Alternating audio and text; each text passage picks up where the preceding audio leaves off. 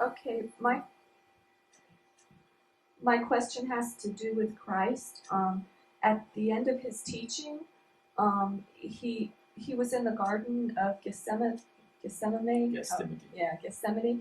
And he said, please, if you can, he was saying to God, can you have this cup pass from me? And then he immediately stopped and said, but not my will, thine will be done. And there's a big discussion on the internet about this. And so what my question is, I'm wondering, did Christ was in pure consciousness. Did he himself actually have to learn a lesson and that's why he said that? Or did that whole thing just happen only to pave the way for the coming of Prophet Muhammad in the next teaching? Because he was in pure consciousness. But even if you're in pure consciousness, does that mean this is the second part, does that mean you don't have anything to learn, anything more to learn? Or becoming even more, I guess you can't become more obedient to God, so that part's not good.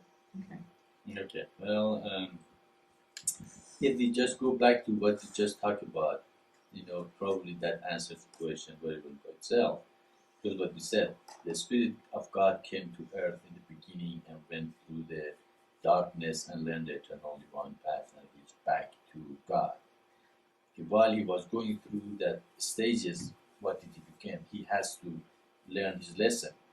In that state, he has to meditate. He was the Spirit of God, all right? He was God on earth, on the darkness. But he had to go through the experience of awakening his spiritual forces, meditating and becoming more aware of self and environment. And eventually he realizes that he has to create the communist of life, or at least help those close around him to come to this realization that they have to awaken their spiritual forces. Then he has to have realized that he shouldn't be self-centered and selfish and think about himself all the time, but about the community and sacrifice and all that. And then eventually become submissive and surrendered and become universalist. That, as we have explained, though, how the first begotten Son went through. Yeah. Okay. So the Spirit of God has to go through that experience as a darkness and spell it out. So when the Messiah or the prophet also comes, as I said, when he is connected to God and he gives the word of God, just like in the case of Prophet Muhammad, he used to go kind of a trance, almost like Edward Casey. He would go in a trance kind of a state, and then he would give the revelations. So in that state, who was talking through him? Was it Prophet Muhammad? No, he was God and the Spirit of God talking to him. Even Christ, when that person came as rabbi, told him, "What you're good rabbi or something," and Christ said, "I'm not good. Only good is God." Okay. In that time, he was what? He was a human. It's a regular human that was talking like a regular human. Okay. And so in essence, as I said, when God is upon me, it is God talking through me. I don't have to go to trance. Somehow, this lifetime is not necessary for me to go to trance to give good satsang or revelations. Actually, our revelation is very different than other revelation because it's more explanation actually than any revelation. Of course, it brought the eternal divine path, but we're explaining very intellectually to humanity, how what happened, what God brought. So we can see there's two parts of the prophet or the Messiah. The part that when God is upon him, he and God are what? One. And there's other time that he's a regular human. He has emotions, he has feelings, he has his own understanding, and sometimes they become even emotional, just like Christ at that time. He was in that state that his human part comes out and says, take the cup from me. Physically, who likes to be in the cross and somebody to nail in your hands and feet? no matter how pure consciousness or higher consciousness you are, it still is gonna hurt, you know. And you don't want to, anybody wants to. In a human sense, he didn't want that to be done. And also, in that stage, God is showing how the next stage is gonna come. The next prophet is gonna bring to humanity. Just like Christ in that state really wasn't absolutely submissive to the will of God. It seems. Okay, he says, "Take this from me." It means God says, "No, you have to be crucified," and if we prophesied that he will be crucified, not in that state says, "No, I don't want to do it." It seems it says, "No, I don't want to do your will. Can take this." But what happens? Because he is in a higher consciousness, in a very high level of consciousness and connected, immediately he realizes that my will but thy will be done. If it was a regular human, what would he say? He would say, "No, God, I don't want to do this. I'm not going to do this. I'm just going to run away." Just like a nobody. I mean, Jonah. He ran away. He said, "I'm not going to do it." Okay. He was a minor prophet. It was just one message he had to take to that city. And he said, "No, I'm not going to do it." But Christ, it's in a stage, they're going to crucify him. And he knew, he had already told his disciples that's what's going to happen. But his human part says, "No, I don't want to do it." Immediately he realizes, "No, I have to be surrendered and submissive to the will of God." And then, after that lifetime, what revelation does he bring? He brings the revelation of surrendering and submission. It's just like in the last moment of his life, in the previous lifetime, it has to be revealed to him that the surrendering and the submission is the very important, in a spiritual life. In that life, he was teaching sacrifice, which he went to the cross for it. He was showing how to do that, to be self-centered and selfish. He died for, that's what Christians say, he died for our sin. He went through that experience of suffering.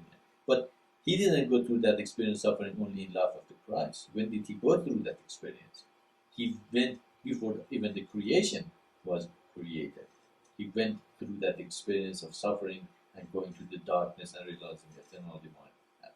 So that spirit behind him had learned the lesson already of being surrendered and submissive. But in that lifetime, he had to demonstrate it again, maybe even for our own good, for our own understanding, later understanding. Then I explained it that he became surrendered and submissive, and the next lifetime he brought the surrendering and submissions part of eternal divine path. Then it strengthened our revelation, isn't it?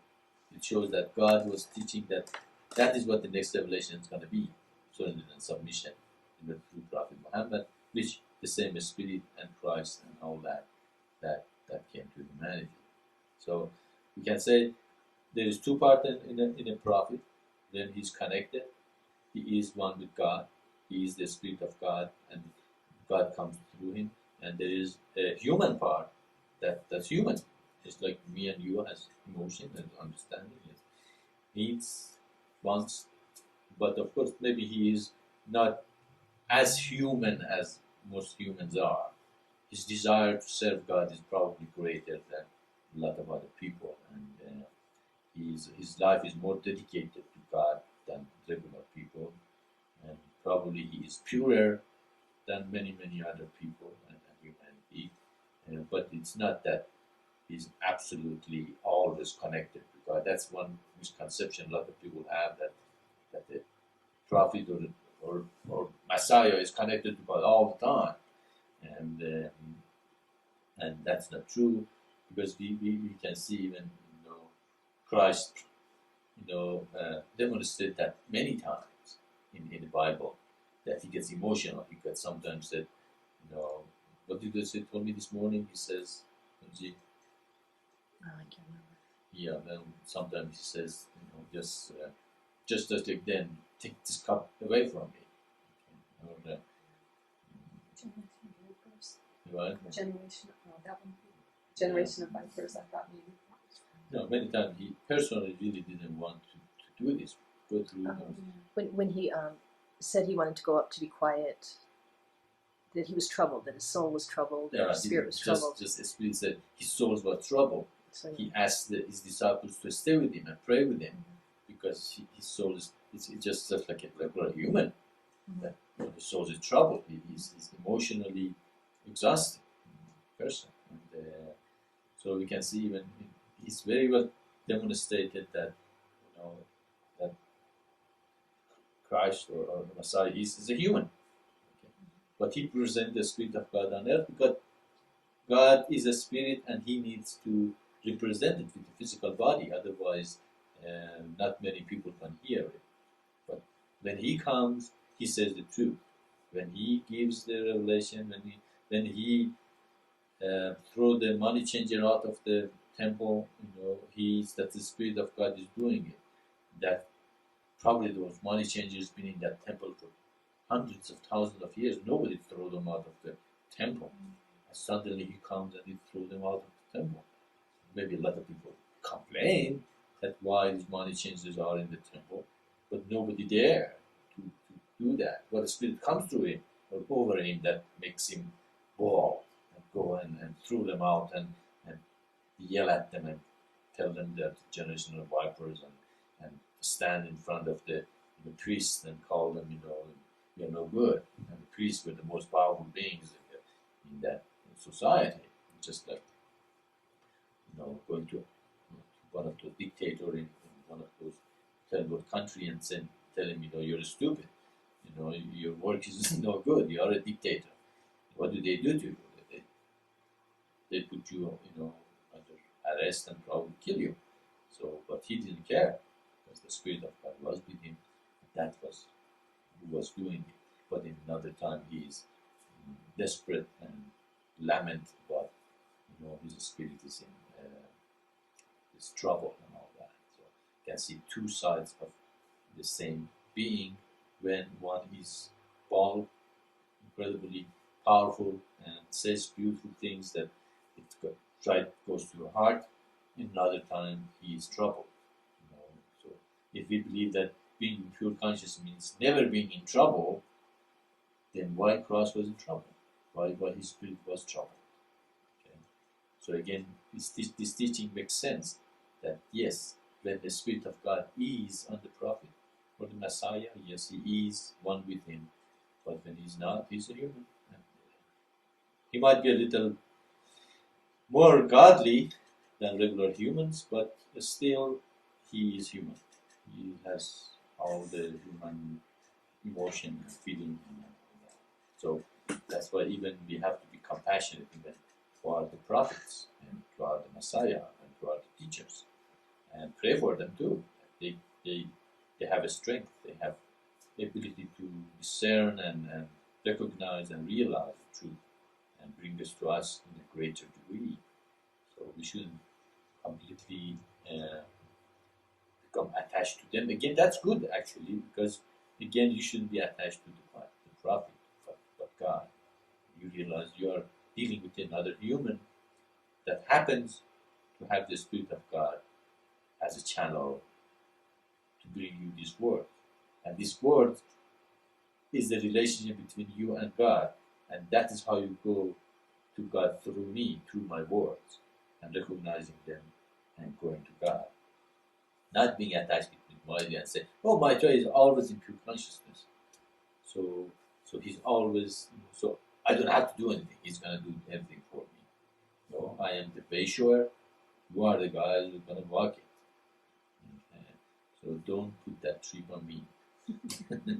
So, and also by recognizing this, you recognize you love Christ as he was, and you empathize with his last moment of going to cross and feeling his pain, that he had to be crucified. He knew it. How do you feel if you know they're going to put nails in your hands and your feet? Would you like that? Once your spirit would be troubled? would you want that to be happening to you? You know, so that is again another teaching for us, that really being not being self-centered and sacrificing is the ability that to go even that far, if the will of God is. I hope, as I say, I hope this time we won't have any murder and all those things happen with other religions, but that is the essence of his teaching, isn't it?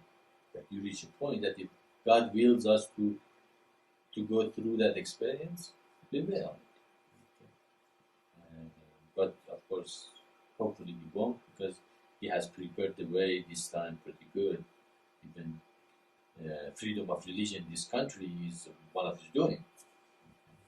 I couldn't talk like this was one in Iran or in other countries doesn't have these things. You wouldn't be able to sit in the internet and talk with the people all over the world. You wouldn't be able to make film and movies and give them to whoever wants to listen to that songs, and hopefully with this time mostly with the education and understanding, the truth is going to come from humanity. All of us have understand these teachings and become one with them and teach others. As we educate them, as we become more educated, we have more people realizing the truth, and they're going to give up all those delusions of, you know, guardian angel and material beings and this guru and that guru and this prophet and that prophet and this religion and that religion. And I say, look, it's already within us. We have it. God already put it in us. Okay. Why go anywhere else? As I always remind me of Vital in Quebec. He was saying the story about gods. They wanted to hide the essence of man because he fell. They want to hide it somewhere that man never can find. So all the gods got together and discussed where we can hide this, that they cannot find it. They said, let's put it in the middle of the earth. They said, no, they're going to eventually get to the point that they know how to go through the earth and find it there. They said, they put it in a tree. So, no, they're going to cut the tree. Anyway, they thought about it, even to the sky. No, they're going to make a spaceship and go to the sky and find it. Now it's actually the big guy, the big god or the head god, or to us. But it's a story, of course, there's only one God. But he said, I know, let's put within themselves. Then they cannot find it, because they're going to look everywhere else for God, but where it is really, which is within us. Okay. So that's what we can see the human delusion still is. They're looking for Him everywhere else, but where it already is, that you already have it. It is within you, and that's where you should look. But of course, you look there by guidance of the Word of God. If you don't go with the guidance of the Word of God, you might be taken with the other beings that are not as pure and beautiful as God is. So you have to be very careful that in your meditation, that what comes to you is according to the Word of God, and that will guide you not to be taken over with the unclean spirits. So in that, answering your question, it happens as God always does. It has many reasons, many purposes when God does something. One is he in one essence, maybe his human part came out in that moment, that the spirit got, became troubled, as he himself said. So he did not want to go through it. Friends. Second was, in that lifetime, God is manifesting that in lifetime he realized this surrendering and submission, to the will of God. So the next time he teaches, the essence of Islam is surrendering and submission to God. So in the next lifetime he takes the same theme that he left in the previous lifetime. And third is that, it is given for us to strengthen our belief and faith in these revelations. Again, of course, God promised to both Abraham and Abraham that there's going to be a prophet come from Isaac and Ishmael, and so we have that one part. It's to strengthen our faith, but there's this another one that we can see Christ become submissive and surrender to God in that moment, and next lifetime he brings the surrendering and submission as a new revelation of God. And now we put all of them together, and all of them now make sense. Go ahead, follow up. Go ahead.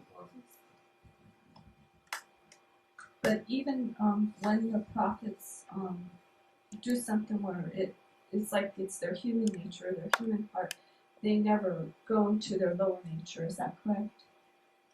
Or do you know what I'm saying? Yes, they do not usually make as big a mistake as other humans do, and even sometimes even it might seems they are not completely going to their higher nature, but there is a reason for them for their action and strengthen their station where they are. So yes, God is protecting them very, very well. There's no doubt about that. So in a sense, no, they don't fall to the lower nature. Absolutely, that's true. Okay.